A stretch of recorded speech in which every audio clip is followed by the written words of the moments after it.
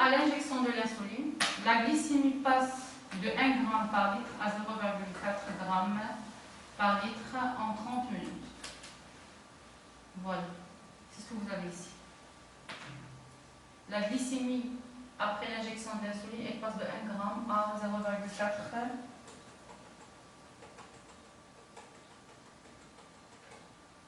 par litre en 30 minutes. Nous pouvons donc en déduire que l'insuline est l'hormone hypoglycémiante.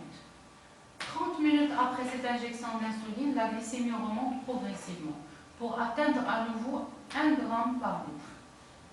100 minutes après l'injection, l'effet de l'insuline est donc de courte durée. Avant l'injection, le bilan hépatique varie de 30 à 50 mg de glucose par minute. Cela signifie que le foie libère, ça c'est avant l'injection, libère du glucose et effectue donc la glycogénolyse. Mais après l'injection de l'insuline, le bilan hépatique varie de 50 à presque 0 mg de glucose par minute. Cela signifie quoi? Que le foie libère de moins en moins le glucose et effectue donc un stockage. Le stockage pour nous, c'est la glycogénogenèse. Genèse, ça veut dire formation du glycogène. Ça veut dire c'est la transformation du glucose en glycogène. Le rôle du glucagon. Suite à la perfusion du glucagon, hormone produite par les îlots de Langerhans et exactement par les cellules alpha. Par contre, l'insuline, c'est par les cellules bêta. La glycémie passe de 1 g par litre à 2 g par litre en 1 heure. 1 heure après cette perfusion du glucagon, la glycémie diminue progressivement pour atteindre à nouveau 1 g par litre. Nous pouvons donc en déduire que le glucagon est une hormone hyperglycémiante. Suite à la perfusion du glucagon, le glucogène hépatique passe de 400 micromoles par gramme à 100 micromoles par gramme en 2 heures. 1 heure après la perfusion du glucagon, le glycogène hépatique remonte. Le glucagon est donc bien une hormone hyperglycémiante. Elle produit une libération du glucose par le foie suite à une glycogénolyse. Lyse, ça veut dire dégradation, décomposition de quoi? Du glycogène. Donc la glycogénolyse, c'est tout simplement la transformation du glycogène en glucose en cas de besoin.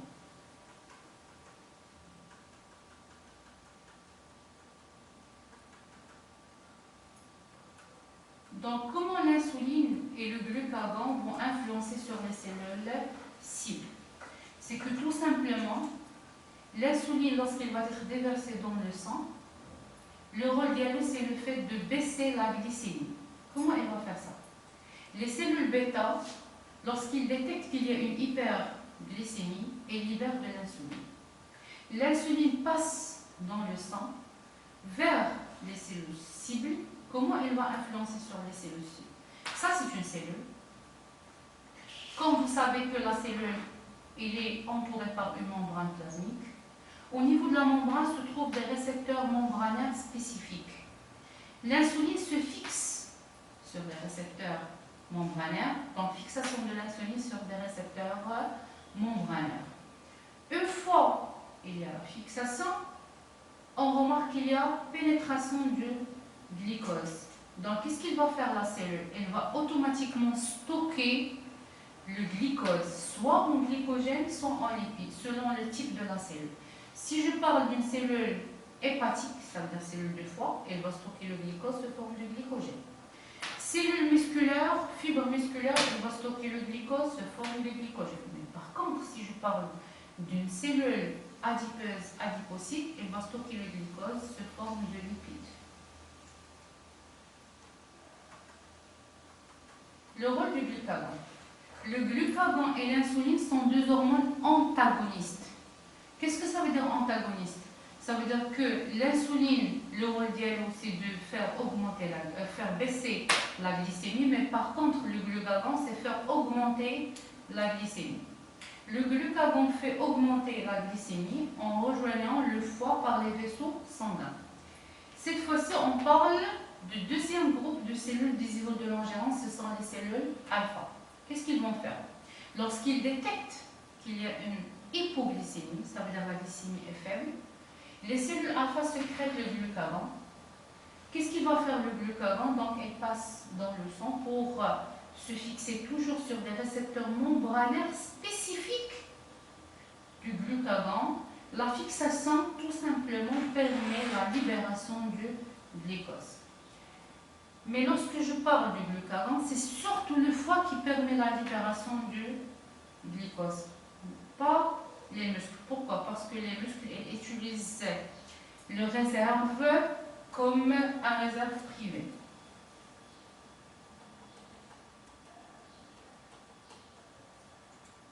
L'insuline et le glucagon agissent sur les cellules cibles en se fixant sur des récepteurs membranaires qui leur sont spécifiques. Les cellules cibles vont modifier leur fonctionnement et ramener la glycémie à la valeur de consigne, c'est aux alentours 1 g par litre.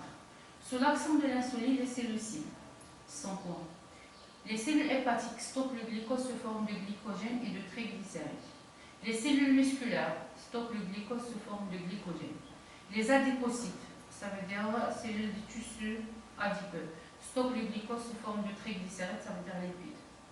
Mais le glucagon, les cellules cibles sont les cellules hépatiques et libèrent du glucose dans le sang. On va parler maintenant d'un rétrocontrôle. Ça veut dire comment la glycémie elle va influencer sur le pancréas, ce qui permet la sécrétion de l'insuline et du glucagon, donc le déclenchement de la sécrétion des hormones pancréatiques. Les cellules alpha et bêta du pancréas détectent, captent la glycémie circulante par le sang traversant le pancréas. Ils comparent la valeur de la glycémie circulante à la valeur de consigne et ils modifient les sécrétions d'insuline et du glucagon en conséquence.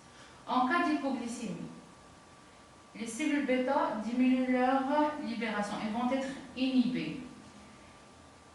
Libération d'insuline. Et les cellules alpha augmentent leur sécrétion du glucagon. Par conséquent, la glycémie augmente. Le cas contraire, c'est en cas d'hyperglycémie.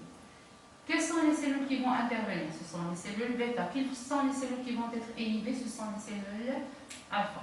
C'est l'inverse qui arrive. Donc, les cellules bêta, ils vont augmenter la sécrétion d'insuline. Par contre, les cellules bêta, cellules alpha, elles vont diminuer leur sécrétion du glucagon. Par conséquent, donc la glycémie diminue.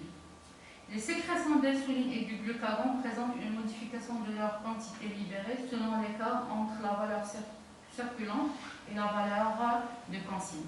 S'il y a une faible hypoglycémie, il y a une faible baisse de la sécrétion d'insuline, faible augmentation du glucagon. S'il y a une forte hypoglycémie, il y a une forte baisse de la sécrétion de l'insuline et une forte baisse de la sécrétion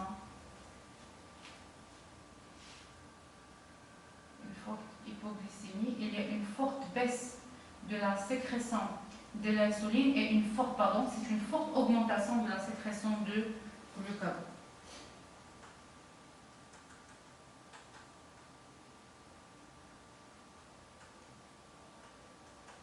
Très bien, donc comme bilan, on part toujours de deux cas.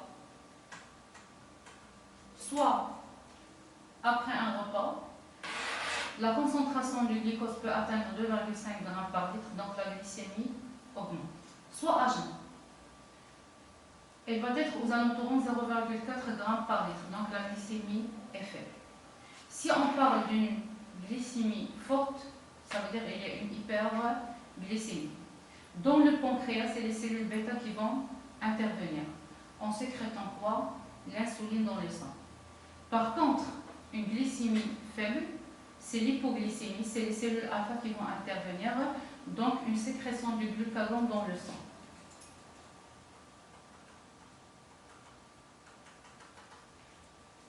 Ça, c'est l'insuline, ça c'est le glucagon. Qu'est-ce qu'il va faire l'insuline? Se fixe sur les récepteurs membranaires des hépatocytes, des cellules musculaires et des adipocytes. Et qu'est-ce qu'il va faire le glucagon? Aussi, il se fixe sur les récepteurs membranaires des hépatocytes, ce qui permet la libération du glucose.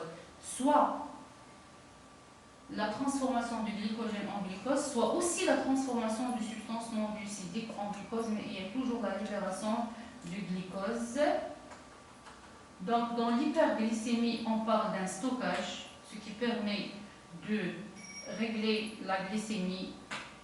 Soit on parle d'une libération en cas d'hypoglycémie.